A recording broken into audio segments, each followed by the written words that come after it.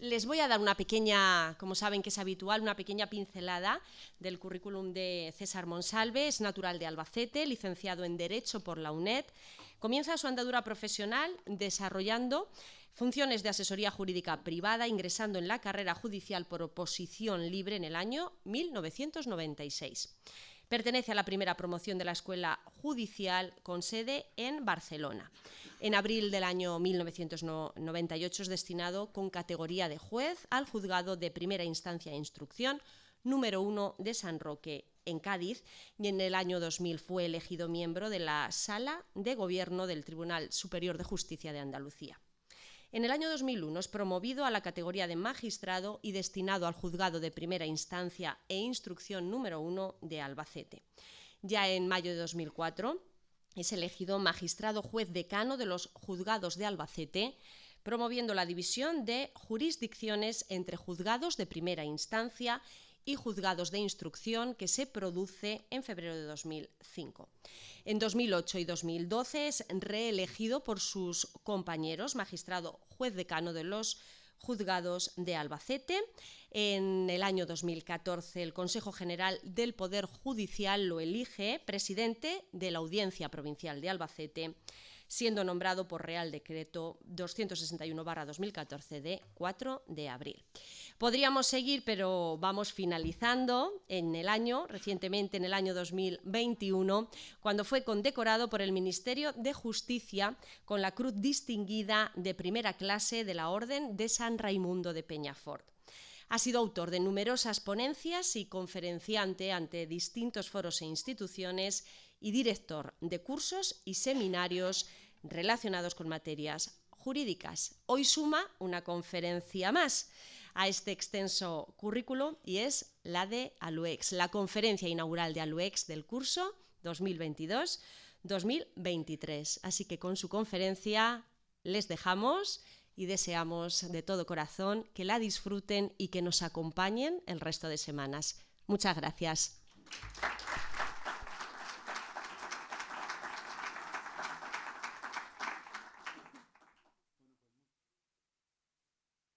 Buenas tardes a todos. Muchísimas gracias por la presentación, María José. Muchas gracias a ALUEX. Estoy muy orgulloso de venir aquí hoy a dar esta conferencia. Doy muchas gracias a la nueva directiva, al presidente, señor Caravaca, a Mari Carmen, que también hemos tenido que tratar. Además, veo caras conocidas como la de Vicente Carrión, que además me agrada verlos aquí. Otras personas que también forman parte de la directiva, como es Reme, que también conozco, Mari Carmen, en fin, tengo varias personas a las que me ha alegrado mucho ver aquí. Mi reconocimiento también y mi felicitación a la antigua Junta Directiva por las palabras que he estado oyendo aquí, que nos ha dicho María José, acerca de la labor desarrollada. Creo que desde luego es esencial.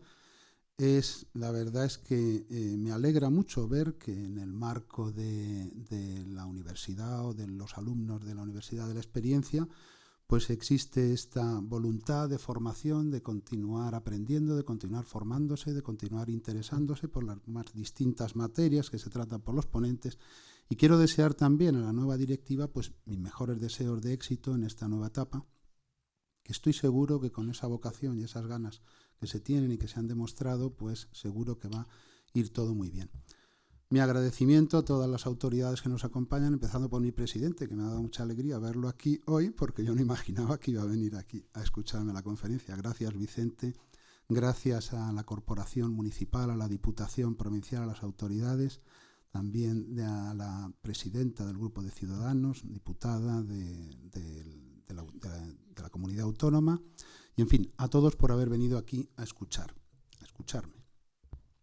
Voy a hablar la conferencia, no pretendo ni mucho menos, y no ha sido mi intención, que fuera una conferencia técnica, dogmática, profunda, porque no es esa la intención, ni creo que debe ser lo que pretendo a través o en el auditorio que hoy nos acompaña. He intentado ajustarla también de tiempo, atendida esta referencia que le he hecho también al presidente de que los excesos en las conferencias pues convierten el auditorio en dormitorio. Entonces voy a intentar, en la medida de lo posible, ajustarme y ser lo más sencillo posible en la exposición porque, como digo, en un mundo que tampoco dominan, pues de lo que se trata es de intentar que salgan de aquí pues con una idea, que es lo que yo pretendo, de saber qué es un juez, qué es lo que hacemos en nuestro trabajo diario, cuál es la labor que desempeñamos, cómo ingresamos en la carrera judicial, cuáles son nuestros órganos de gobierno, nada menos con el lío que hay ahora con nuestro órgano de gobierno, cuál es la labor que hacemos a diario, cómo protegemos los derechos de los ciudadanos, cuál es la distribución de órganos judiciales que existen en las provincias, en las ciudades, en los pueblos, en la comunidad autónoma, etc. Entonces comienzo indicando, me referiré en primer lugar a la figura, muy brevemente, a la figura del juez en la historia, porque la figura del juez existe ya desde el antiguo Egipto. Lo que ocurre también en la antigua Roma, se hablaba ya de los jueces, o más que de los jueces, de estas personas que se encargaban de dirimir los conflictos entre los ciudadanos. Allí se les llamaba al pretor urbano, que era el que dirimía los conflictos entre lo que eran los ciudadanos romanos, y luego estaba el denominado pretor peregrino, que es el que dirimía los conflictos entre ciudadanos romanos y los extranjeros. La primera vez que aparece el término juez o la función de juez o el término juez en España es con los visigodos, con el código de Recesvinto en el siglo VIII, o en el siglo VII, perdón, y donde se establece que toda autoridad que por los motivos que fuese pues desarrollase las labores de impartir justicia se llamarían los iudex, es decir, juez en latín. Luego, durante la Reconquista, se extendió el término o la función a los que se denominaban entonces alcaldes. Se les calificaba alcaldes a los jueces que desempeñaban no solo las funciones que también en la actualidad desempeñan, funciones de regencia de las ciudades o pueblos que llevaban a cabo los alcaldes, pero también se extendía esta función de labor de justicia.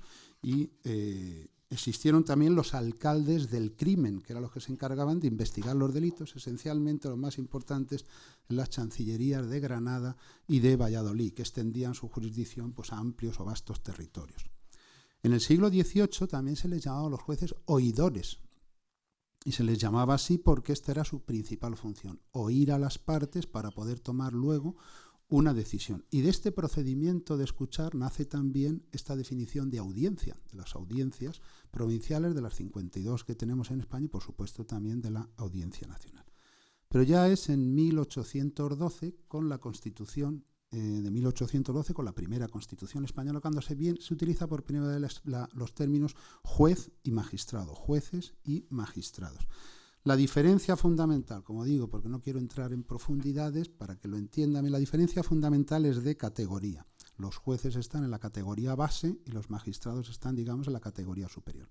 Se alcanza esa categoría con carácter general, esa categoría superior, una vez transcurridos unos años en el ejercicio de la función como juez, y existen también los jueces con carácter general, son destinados siempre a pueblos al comienzo del ejercicio de su jurisdicción, y posteriormente ya la gran mayoría de los magistrados se encuentran en pueblos mucho más grandes que tienen categorías de magistrado o en las ciudades que tienen esta condición. Y todavía hay una tercera categoría que es la superior o la máxima que existe en nuestra carrera judicial, que es la de magistrado del Tribunal Supremo, y como todos saben, pues tiene su sede en Madrid.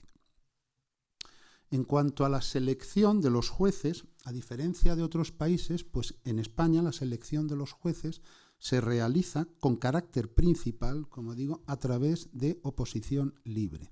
Se trata de una oposición muy dura, en la que después de años de intensa preparación, pues quienes la superan ingresan en la Escuela Judicial, que tiene su sede en Barcelona, y allí, después de desarrollar un curso teórico-práctico durante casi un año, aunque eminentemente tiene carácter práctico, pues entonces resultan ya destinados, obtienen ya el nombramiento como jueces, y entonces resultan ya destinados a los distintos juzgados de primera instancia o instrucción, que suelen ser los primeros destinos en la carrera judicial.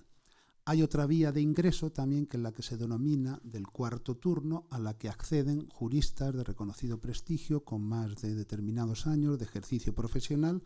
Constituyen una parte muy pequeña de la carrera judicial, pero también tienen ese acceso a través de un proceso selectivo, y en este caso habitualmente pues suelen ser lógicamente juristas, muchas veces proceden de los letrados, de la Administración de Justicia, de abogados ya con muchos años de experiencia, y están sujetos también a un procedimiento selectivo que también se lleva a cabo por el Consejo General del Poder Judicial.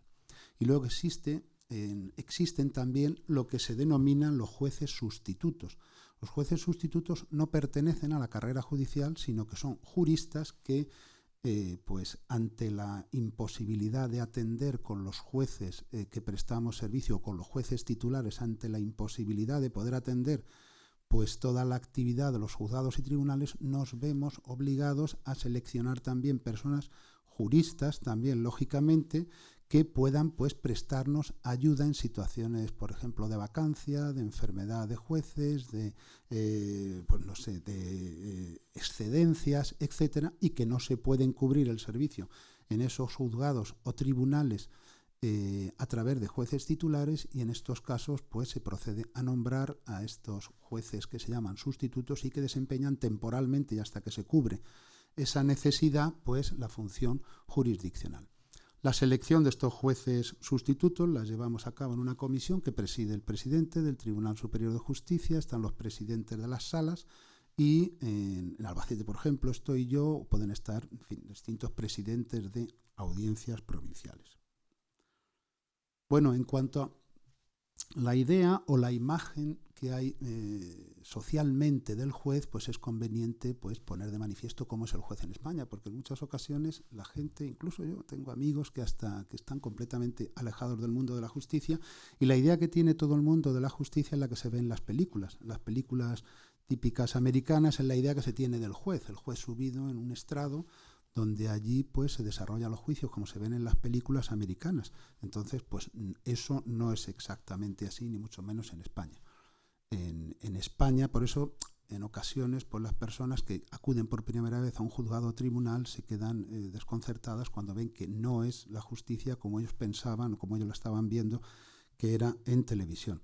Los jueces en España tenemos una media, más o menos, porque de unos 47 años. Hay jueces más jóvenes y otros menos jóvenes. También esta imagen que vemos en televisión siempre son jueces mayores, señores o señoras ya mayores. Bueno, pues también hay jueces muy jóvenes que han ingresado en la carrera judicial jóvenes y que están prestando servicio en los distintos juzgados y tribunales.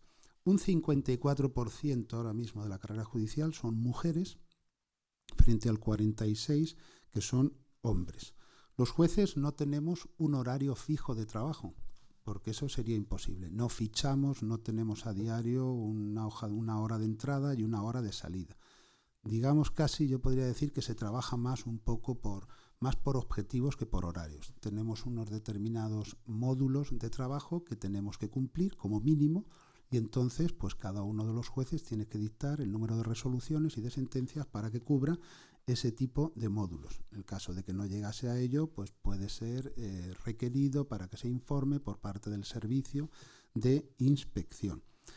Todos los jueces tienen una obligación mínima diaria, digamos, de estancia en el órgano jurisdiccional, que es lo que se llama el horario de audiencia pública, que generalmente es de 4 horas como mínimo. En estas 4 horas, pues, o 4, 5, 6, porque ese es el mínimo, generalmente son más horas, más las que cada uno pues tenga que dedicar a su trabajo, lógicamente, por las tardes. En este horario de audiencia, en principio, se celebran pues las vistas, pero también se hacen muchas otras cosas, porque la labor del juez no consiste, de hecho, es una pequeña parte, digamos, o una parte no tan pequeña, pero solo una parte de nuestro trabajo, la de celebrar juicios, porque lógicamente luego hay que dictar las sentencias, también se tienen que recibir visitas, tramitar en la oficina judicial, en fin, estar pendiente de muchos asuntos, realizar comparecencias y mucha actividad, digamos, de despacho. Y en cuanto al... También hay otra idea que creo que hay que desterrar, que es la del poder de los jueces. El poder de los jueces no es omnímodo. El juez no puede hacer lo que le dé la gana. El juez no puede ir por la calle y ver cualquier delito y decir, este señor me lo traen ahora mismo a mi despacho, que yo lo voy a juzgar. El juez no es un sheriff. El juez no es un sheriff. Entonces, el juez, lógicamente, actúa sujeto a una serie de normas de competencia territorial, de competencia objetiva. Entonces, como digo, el juez que es competente para investigar cualquier delito es el juez de instrucción de guardia del lugar donde se comete, ¿eh? Y otra cosa es, como cualquier ciudadano, pues los jueces deban denunciar cualquier hecho delictivo del que tengan conocimiento. Pero, como digo, no pueden asumir el conocimiento de cualquier asunto el que consideren oportuno. Estamos sujetos a una serie de reglas y a un procedimiento para llevar a cabo toda nuestra actividad. Luego tampoco podemos actuar cuando nos dé la gana en cualquier otro territorio distinto de lo que es nuestro partido judicial, que ahora veremos lo que es, sino que para ello tenemos que pedir la ayuda de otros jueces a través de unas peticiones que se llaman exhortos para que puedan auxiliarnos en la labor que necesitemos y que precisen de la intervención o de diligencias a practicar en otro partido judicial. También en el marco del trabajo diario del dictado de sentencias es obligado poner de manifiesto que es necesaria una motivación excelente de las resoluciones. Es una de las cuestiones, uno de los deberes esenciales del juez. El juez no puede dictar sentencias como si fueran churros, sino que lógicamente hay asuntos más difíciles, hay asuntos más fáciles, pero la obligación del juez es motivar las sentencias. Tiene además que resolver todos los puntos que son objeto de debate. Si hay 3 cuestiones, no puede resolver solo 2. Tampoco puede dejar de dictar sentencia porque considere que la ley no es clara, o porque considere que el asunto es complicado, o considere que el asunto tiene muy difícil solución, sino que está obligado a dar una respuesta judicial al asunto que se le ha sometido a su resolución. Para eso existe la denominada segunda instancia, es decir, la posibilidad de recurrir esas resoluciones por parte de los ciudadanos que no estén conformes con la sentencia que haya dictado el primer juez que ha estudiado y que ha resuelto el asunto. Y entonces el asunto se eleva a un tribunal. Esa es la diferencia esencial. Los jueces son únicos, los tribunales están formados por varios jueces, habitualmente por 3, también pueden ser 4 o 5, en una misma sala.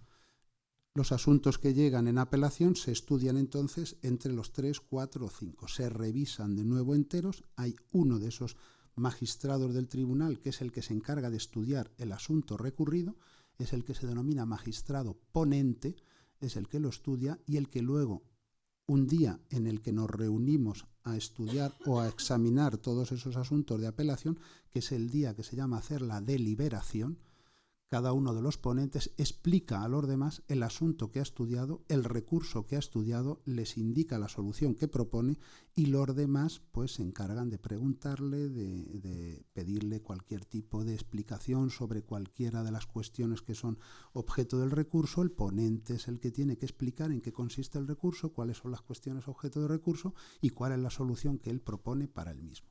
De esa manera se asegura que cualquier asunto que llegue a los tribunales no solo tenga una primera solución, que es la del juez que inicialmente lo resuelve, sino también que exista un órgano superior que pueda examinarlo de nuevo completamente y pueda pues confirmar esa sentencia o revocarla cuando considere que no es esa la solución que se debe dar al conflicto. En cuanto al órgano o los órganos de gobierno de los jueces, pues en cada Tribunal Superior de Justicia que tiene su sede o que tiene su jurisdicción, que extiende su jurisdicción a la comunidad autónoma, existe un Tribunal Superior de Justicia y una sala de gobierno. Esta sala de gobierno está formada por el presidente del Tribunal Superior de Justicia, los presidentes de sala, los presidentes de las audiencias del territorio y otro número igual de magistrados que no tienen funciones gubernativas. Entonces, este conjunto de magistrados, que es el que se denomina la sala de gobierno, es el que resuelve los asuntos, digamos, de gobierno de la comunidad autónoma relativos a los juzgados y tribunales, y en concreto a los jueces y magistrados. Y luego el órgano superior de todos, pues es el Consejo General del Poder Judicial, que tiene su sede en Madrid y que pues desgraciadamente pues está siendo objeto de constantes noticias en los medios de comunicación, pues por la paralización que se está produciendo y en el nombramiento de los nuevos miembros del Consejo General del Poder Judicial. Es un órgano colegiado que está compuesto por 20 miembros que se llaman vocales, que son elegidos por las Cortes Generales, por el Congreso y el Senado. 12 de estos miembros tienen que ser jueces o magistrados y los otros 8 son juristas de reconocida competencia o juristas de reconocido prestigio, más o menos, o juristas al menos, que son los que resultan elegidos, como digo, 10 por el Congreso de los Diputados y 10 por el Senado. De estos 10, 6 tienen que ser, 12 tienen que ser jueces o magistrados, de manera que el Congreso elige a 6 y el Senado a otros 6. Estos 20 vocales, una vez que son nombrados, se les nombra por el rey, pues eligen a su presidente. De manera que el Consejo se compone por estos 20 vocales más el presidente. El presidente es a la vez presidente del Consejo General del Poder Judicial y también es presidente del Tribunal Supremo.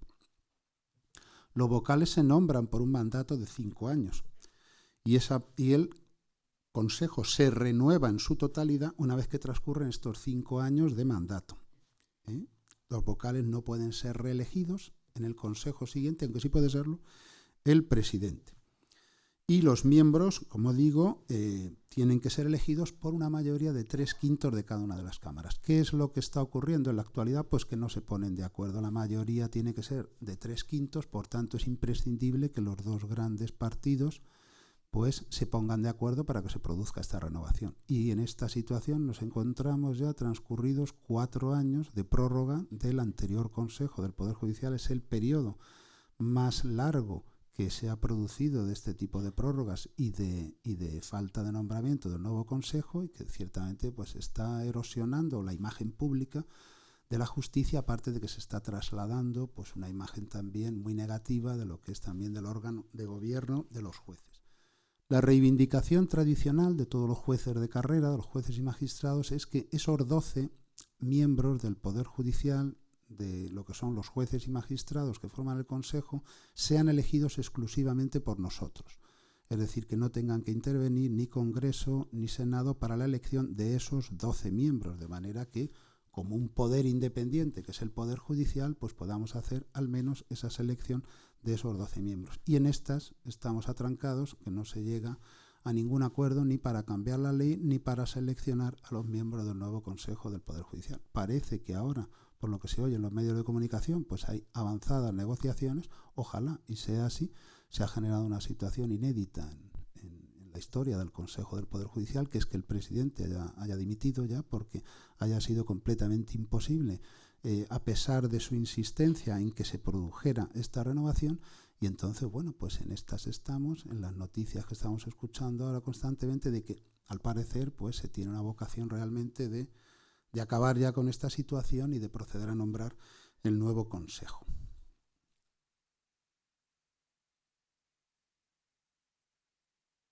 En cuanto a la planta judicial, para que sepan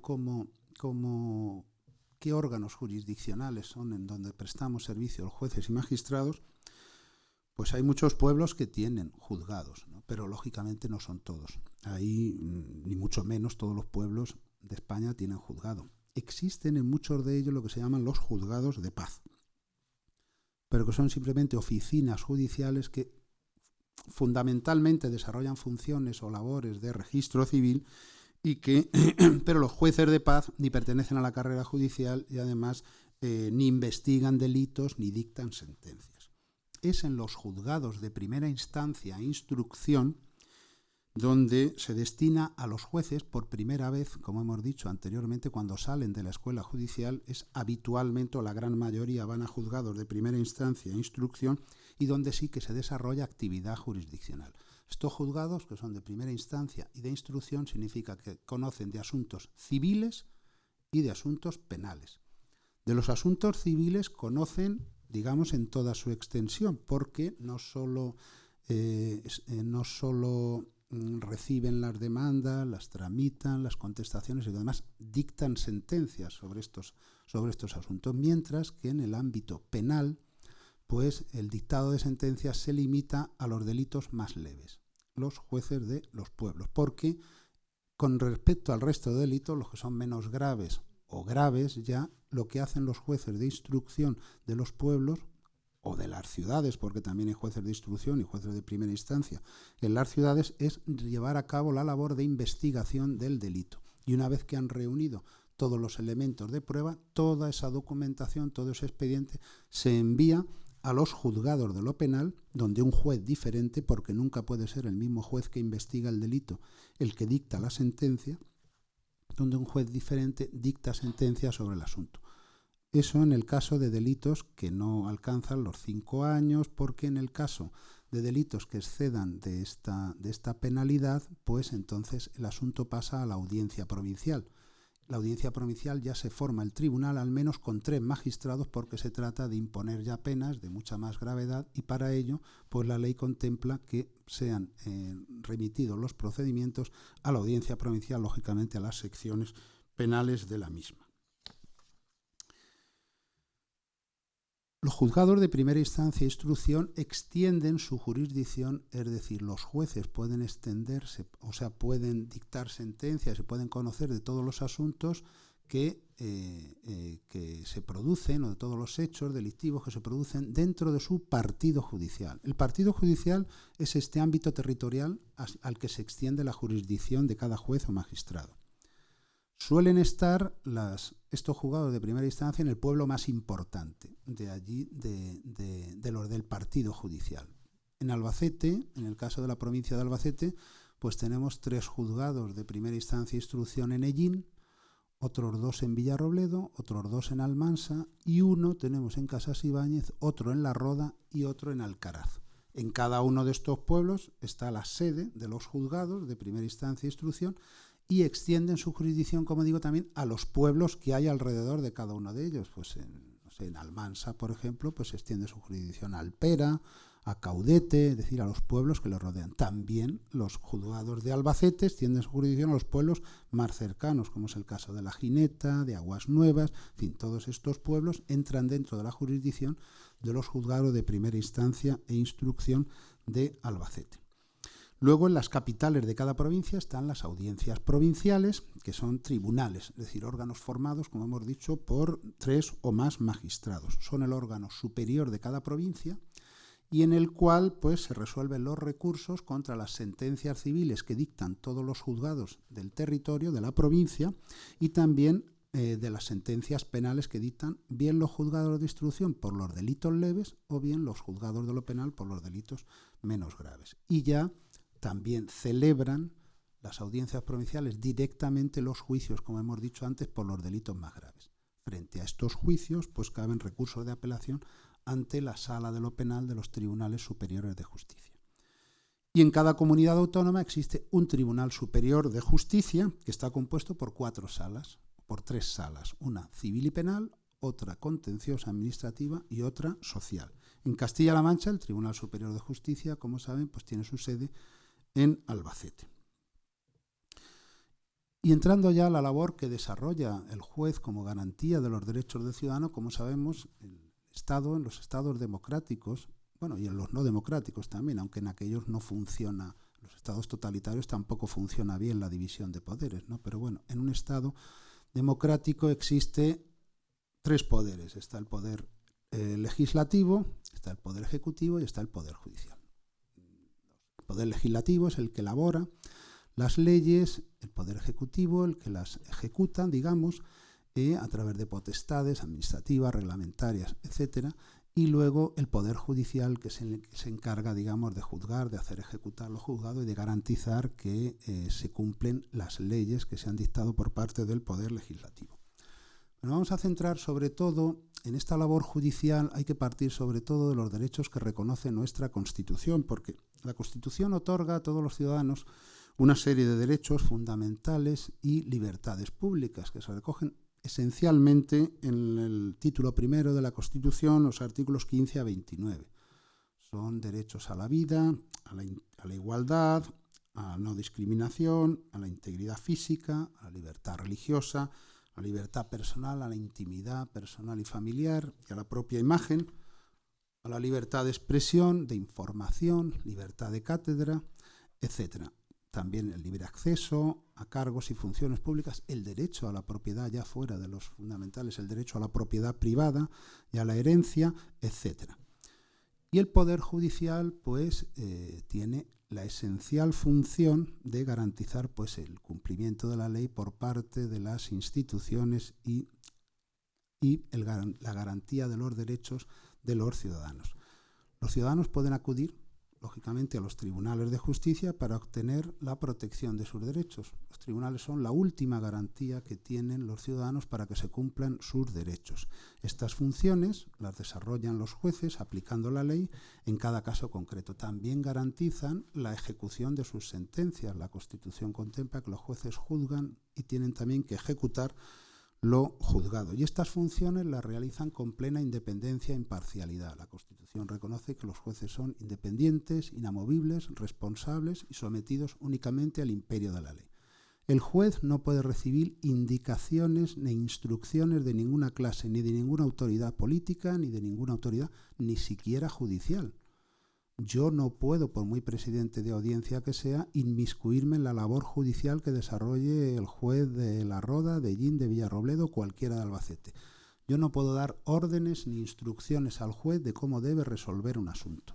El juez tiene plena independencia para resolver el asunto como lo considere oportuno. Luego existe el sistema de recursos. Frente a las resoluciones que dicte el juez, las partes que no estén conformes con esa resolución pueden recurrir el pronunciamiento judicial y en ese caso pues el asunto llega a los órganos superiores, que son los que pueden corregir a través de otra sentencia y con la correcta interpretación que consideren de la ley el pronunciamiento judicial que se ha efectuado por el juez de que se trate. Pero insisto, esta es una cuestión que a lo mejor en el mundo que no es de la justicia, pues existe un error de concepto en este sentido. Los presidentes no podemos ordenar, no existe una jerarquía como sí existe, por ejemplo, en el caso del Ministerio Fiscal. Pero en el caso de los jueces no existe ningún tipo de jerarquía. Nosotros no podemos ordenar a ningún otro juez que esté en un escalón inferior, digamos, cómo tiene que hacer su trabajo, cómo tiene que dictar una sentencia o cómo tiene que resolver un asunto. Es más, está contemplado como una de las faltas disciplinarias más graves que puede cometer un juez, que es dirigir intimaciones o cualquier tipo de instrucciones fuera del marco de lo que es estrictamente el conocimiento de los recursos de que se trate. Los jueces, y voy terminando, que ya llevo media hora, los jueces dictan sentencias en cuatro tipos de asuntos, que son los asuntos civiles, los asuntos penales, asuntos contenciosos administrativos y asuntos sociales. Esto da lugar a la existencia de lo que se denominan 4 órdenes jurisdiccionales, que a su vez son también, o que se traduce también en 4 tipos de juzgados o tribunales, idénticos a los señalados civiles, penales, contenciosos y sociales. Existe también otra jurisdicción separada, que es la jurisdicción militar, y que conoce con exclusividad, pues bueno, entre otras materias, esencialmente de lo que son los delitos militares. Los juzgados y tribunales del orden civil conocen las reclamaciones entre particulares y todas las cuestiones que no estén atribuidas a otro orden jurisdiccional. Y los hay de varias clases. Están los juzgados de primera instancia, que conocen esencialmente, pues digamos, para que un poco entiendan las labores de los asuntos de contratación, son, digamos, la parte más intensa o la mayor de la que conocen, aunque existen también mucha variedad de asuntos de naturaleza civil de los que también conocen. Pero están los juzgados de lo mercantil, que conocen de todos los asuntos de carácter mercantil, los juzgados de familia, que también generan muchísima litigiosidad, muchos procedimientos complicados, muchos asuntos de los que se tienen que resolver. Además, una materia que también pues, genera muchas problemáticas, con decisiones complicadas en materia de custodia compartida, ahora en materia que se tienen que proceder a revisar todos los procedimientos de incapacitación con la nueva normativa, con la nueva modificación legal que se ha producido en esta materia. Y luego, como órganos superiores, en el orden civil tenemos las secciones civiles de las audiencias provinciales y la Sala de lo Civil del Tribunal Superior de Justicia, que tiene pues una competencia muy limitada, no es propiamente para conocer de asuntos en el sentido de demandas y de procedimientos y de dictar sentencias. Y luego están los juzgados y tribunales de lo penal, que investigan y castigan los delitos leves, menos graves y graves. Aquí hay varias clases también, como hemos dicho, juzgados de instrucción, los digamos del escalón inferior, los que conocen, investigan todos los delitos, pero no juzgan nada más que los delitos leves. los asuntos leves en los que no hay propiamente una investigación, las denuncias por pequeñas lesiones, por daños, es decir, por delitos de pequeña entidad económica, que son de los que conocen estos juzgados, y los demás, como digo, se dedican a realizar la labor de investigación, reunir toda esa documentación para poder enviarla a los juzgados de lo penal o a las audiencias para que juzguen los delitos. Están los juzgados de lo penal, como hemos dicho, los juzgados de vigilancia penitenciaria, en los cuales pues, se lleva a cabo toda la labor de control de las resoluciones que se dictan por los órganos de la administración penitenciaria. Están los juzgados de menores, que tienen una justicia separada y que se encarga de juzgar a los que son menores de edad. Son también juzgados de naturaleza penal. Están también los juzgados de violencia sobre la mujer, que se encargan de conocer y de juzgar de estos asuntos en exclusiva y de instruir o investigar los asuntos de esta naturaleza. Y también luego tenemos las secciones penales de las audiencias provinciales y la sala de lo penal del Tribunal Superior de Justicia. Los juzgados de lo social pues se encargan de resolver, juzgados y tribunales de lo social se encargan de resolver los conflictos entre los trabajadores y empresarios y las reclamaciones en materia de seguridad social.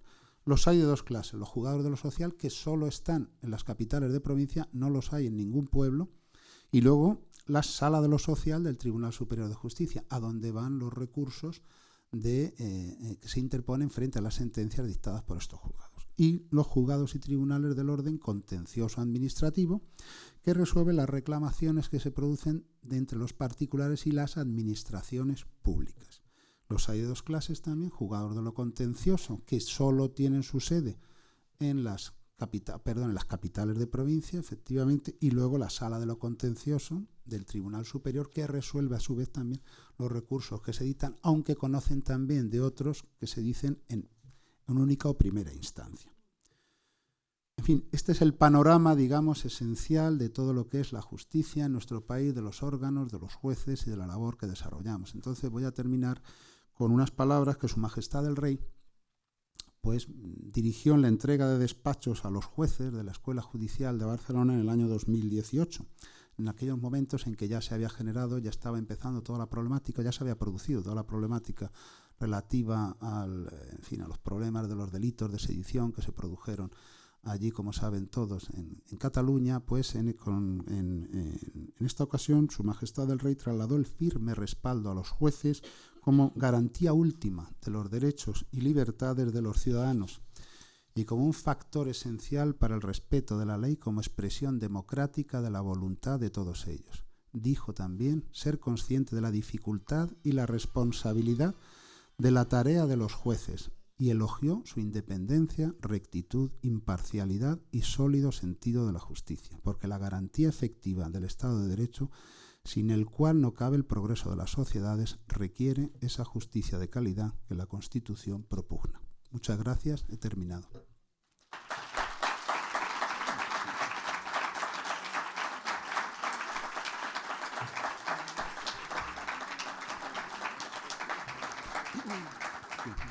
Muchísimas gracias, además, se ha ajustado perfectamente al tiempo, así que se lo agradecemos. Me deja muchas cosas en el tintero que me hubiera gustado hablar, pero para otra ocasión. Sí. Bueno. Buenas tardes. Buenas tardes. Señor Monsalve, muchas gracias por la intervención. Y yo quisiera hacer mi intervención, bueno, primero presentarme, me llamo José Ramón. Vengo del pueblo de Gonzalo y soy profesor jubilado de la Universidad de Valencia. Mi primera pregunta sería por el tema de la lentitud. ¿A qué estima usted que se produce en la justicia? Pues si la justicia pues lenta, efectivamente. Perdone, sí. Termino con... Sí. Y me ha interesado mucho el apartado de los derechos y de los reconocimientos que usted daba en el sentido de la justicia. Y mi pregunta sería, para que haya justicia tiene que haber igualdad. Si no hay igualdad, y todos tenemos que ser iguales ante la ley. Y entonces mi pregunta es, sabiendo de su capacidad y de su conocimiento, los temas de aforamientos y de elementos que son inviolables, de personas inviolables, en nuestro caso, y gracias a los medios de comunicación hemos tenido experiencias recientes en la jefatura del Estado anterior. En Europa, ¿cómo se trata eso? ¿Hay algún tipo de diferencia entre España y los países europeos? Y ya por último, el título 8º de la Constitución, la organización territorial. Tenemos leyes muy importantes que desarrolla el Gobierno de España. Por ejemplo, la Ley de Autonomía y del Desarrollo de la Atención de la Dependencia de Personas Mayores. Y vemos que esa ley tiene que ser para todos los españoles igual. Sin embargo, luego las comunidades autónomas son las que desarrollan esa ley. Y nos encontramos que hay prestaciones de esa ley, que hay comunidades autónomas como el País Vasco, que por ejemplo el 17% de sus prestaciones las dedican a una cosa que llaman asistencia personal. Y en otras comunidades como Castilla-La Mancha, esa prestación es el 0,02% de las prestaciones que se ejecutan. ¿Es que los dependientes del País Vasco son distintos de los dependientes castellano-manchegos? ¿O es que los gobiernos autonómicos incumplen la ley? Porque alguno lo tiene que incumplir si hay esa disparidad de criterios. Muchas gracias. Vamos a ver, con respecto a la primera cuestión, efectivamente la justicia, desgraciadamente, es lenta. La justicia es lenta, eso es algo que no se puede negar. En algunos sitios es más lenta que en otros. En algunos órdenes jurisdiccionales es más lenta que en otros, en algunos juzgados es más lenta que en otros. Quiero decir que efectivamente pues es algo que es evidente, que es de general conocimiento. ¿Cuál es la causa? Pues la causa es principal y esencialmente la falta de medios humanos, la falta de efectivos, la falta de jueces y magistrados. Porque claro, es que los jueces, como antes he dicho, tenemos que resolver los asuntos además motivadamente y exhaustivamente, porque los ciudadanos exigen y requieren y se les debe una justicia de calidad. No se pueden resolver los asuntos como churros. Y del mismo modo que un médico no puede atender a diario 40 consultas, pues un juez no puede dictar un juez no puede dictar a diario pues 10 sentencias, porque eso es completamente imposible. Entonces el número de asuntos que entra ahora mismo en juzgados y tribunales es muy superior al que pueden atender el número de jueces y magistrados que hay en España, que hay 5.000 y pico. De hecho, Castilla-La Mancha tiene el dudoso honor o el triste honor de ser la comunidad autónoma donde menos jueces hay por habitante. Creo que, si no recuerdo mal, y el presidente me corregirá, creo que son 11 por cada 100.000 Ni siquiera llegamos a 11, o sea que yo he sido hasta generoso. 11 jueces o menos de 11 jueces por cada 100.000 habitantes.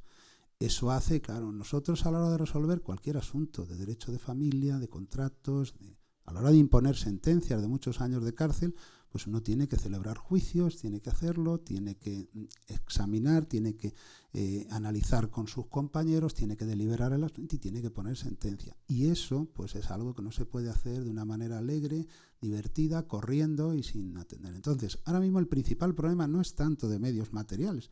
En Albacete yo diría que ahora mismo tenemos uno de los palacios de justicia mejores de toda España. Tenemos medios materiales, tenemos justicia digital, tenemos pues acceso a múltiples bases de datos. Es todo mucho más sencillo para poder dictar sentencia, para poder tener acceso a múltiples fuentes de conocimiento para que los jueces pues puedan desarrollar su trabajo. El principal problema es que no tenemos efectivos, no hay jueces suficientes y la justicia pues parece que no es una atención primordial para el Estado porque pues no se dota económicamente pues esta necesidad tan perentosa, tan grande que existe de que tengamos muchos más jueces. Y en fin, pues eso es una realidad de general conocimiento y no puedo decir nada más porque es cierto que existe esa lentitud en la justicia. Como digo, Albacete no es ni mucho menos uno de los sitios donde más lentitud hay, no es comparable con otras muchas ciudades y con otras muchas comunidades autónomas donde la situación es bastante peor. Eso no significa que eso sea bueno para nosotros, pero bueno, es constatar una realidad. Con respecto a la cuestión que me ha comentado la cuestión relativa a la diferente asignación que se realiza por parte de comunidades autónomas como la del País Vasco y la de Castilla-La Mancha en materia de dependencia, pues carezco de conocimientos sobre la cuestión. Indudablemente el derecho principal, uno de los derechos principales, un derecho fundamental que se reconoce en nuestra Constitución es el de la igualdad. Desconozco en el marco de las competencias que se tengan probablemente atribuidas a las distintas comunidades autónomas, pues la distribución que se haga por cada una de ellas, pues de los medios económicos de que disponga cada una de ellas para atender este tipo de atenciones y de necesidades. Me ha llamado la atención la divergencia que dice usted tan grande, de la que tiene usted del 17% a un 0,02%. Me ha llamado la atención, pero como digo, no tengo conocimientos para hablar ni para pronunciarme sobre ello. Y la tercera cuestión era pues lo del aforamiento. Efectivamente. No sé cómo se hace en el resto de Europa. Sí sé que en España pues ha sido es una materia que ha estado, pues en muchas ocasiones ha sido objeto de debate. Ahora, lógicamente, pues con respecto a la inviolabilidad, que no olvidemos, la proclama nuestra Constitución, pues también ha sido objeto de mucho debate doctrinal y ahí está. Lo cierto es que en nuestra Constitución se contempla esa inviolabilidad. El jefe del Estado, la persona del rey es inviolable, no está sujeta a responsabilidad, que reza nuestra Constitución, y en tanto no se modifique, pues esa es la normativa, la regulación o la previsión que nosotros tenemos. Y en cuanto a los aforamientos, pues podrá ser discutible, pero es cierto que en determinadas circunstancias, determinadas autoridades, determinados cargos, yo creo que sí deben tener un aforamiento para que conozca de todos los delitos que pudieran cometer cualquiera de ellos, pues órganos jurisdiccionales superiores, igual que ocurre con los jueces, que no conoce ningún otro juez del delito, sino que lo tiene que ser el Tribunal Superior de Justicia, precisamente pues por la condición de autoridad que tiene el juez o el fiscal. Pues ocurre lo mismo. Yo creo que debe ser así en el caso de los diputados o de los senadores o de las altas instancias del Estado, para que conozca de ellos el máximo tribunal o el máximo órgano jurisdiccional en España, que es el Tribunal Supremo. Como le digo, yo sé que es una cuestión que ha generado algún tipo de discusión doctrinal y que habrá opiniones para todos los gustos. Yo creo que en función de esas condiciones y en determinados cargos y autoridades sí que debe especializarse y conocer de ellos los máximos órganos jurisdiccionales, bien de la comunidad autónoma o bien del Estado. Gracias. Muchas gracias por las interesantes preguntas y respuestas también, y tenemos que dejarlo aquí, lo sentimos. Sí que vamos a pedir a nuestro presidente, a Juan José Caravaca, por favor, que nos acompañe de nuevo en este escenario, y a nuestro conferenciante también, a César Monsalve. Se pueden colocar ahí delante. Por favor, ahí delante.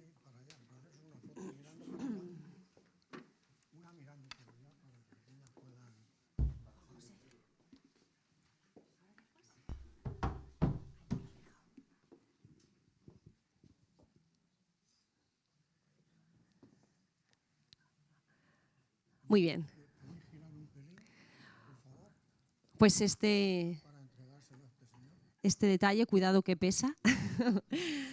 Bueno, de agradecimiento, por supuestísimo, por haber participado en este ciclo de conferencias.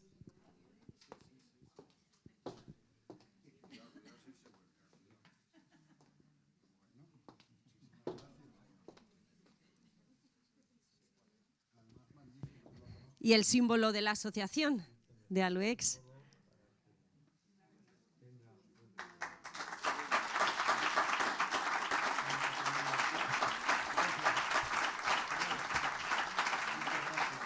Gracias.